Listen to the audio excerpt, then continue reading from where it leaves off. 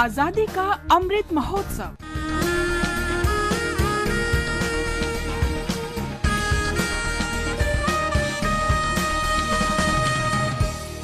Azadi ka Safar with AIR News. Birth of a Nation. India's glorious freedom struggle is one of the greatest struggles the modern world has ever witnessed.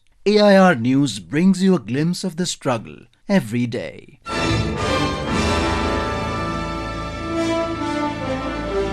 On the 28th of February 1948, the last batch of British soldiers left India. The withdrawal of British forces began on the 17th of August 1947, when the first army units and a large contingent of the Royal Air Force sailed from Bombay.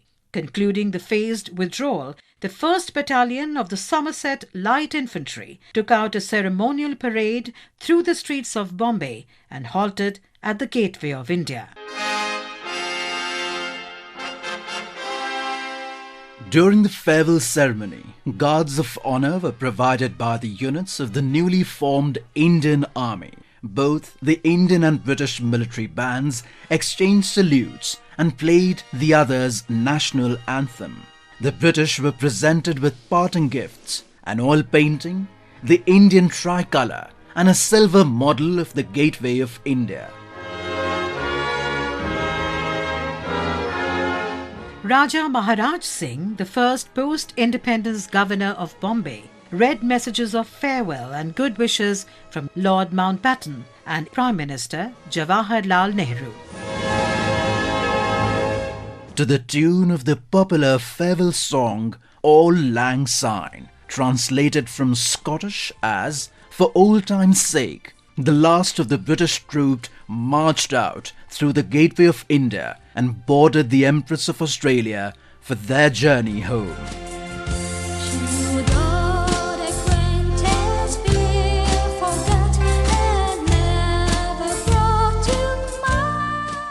We pay tributes to freedom fighter and first President of sovereign India, Dr. Rajendra Prasad, who died on the 28th of February 1963. A supporter of Mahatma Gandhi, Prasad was imprisoned by British authorities during the Salt Satyagraha and the Quit India movement. Upon independence in 1947, he was elected as President of the Constituent Assembly of India.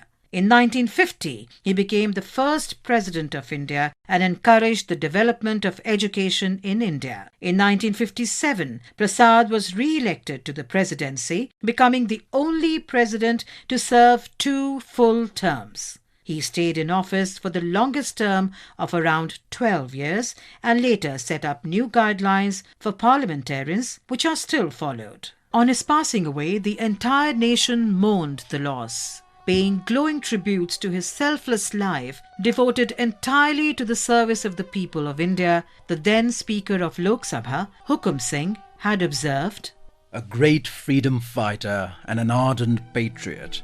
As President of the Constituent Assembly, he guided its deliberations with patience and foresight. He was the first President of India in very difficult and formative stages. An intellectual endowed with humility and humanism, he had worked among the poor and lowly and understood their difficulties. He maintained the dignity of the office and yet lived a simple and dedicated life.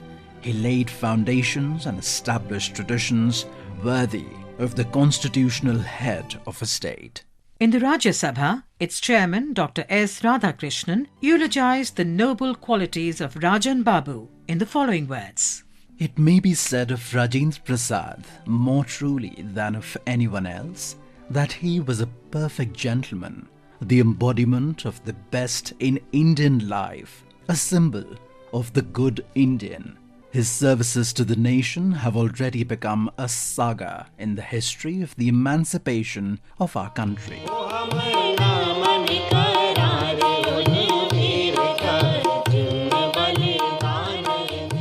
We also remember Martyr Sursi, who died on the 28th of February 1858. She took part in the First War of Indian Independence of 1857 along with her son Bhim Naik, a prominent Bhil leader of Nimar, Madhya Pradesh. Sursi was captured by the British troops near Saloda on the 8th of February 1859 following a serious encounter with troops at her command. She was imprisoned and tortured physically and mentally at Mandaleshwar Fort and died in detention on the 28th of February 1859. We salute the great freedom fighter.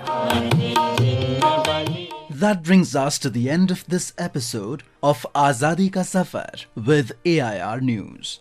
See you in the next episode tomorrow.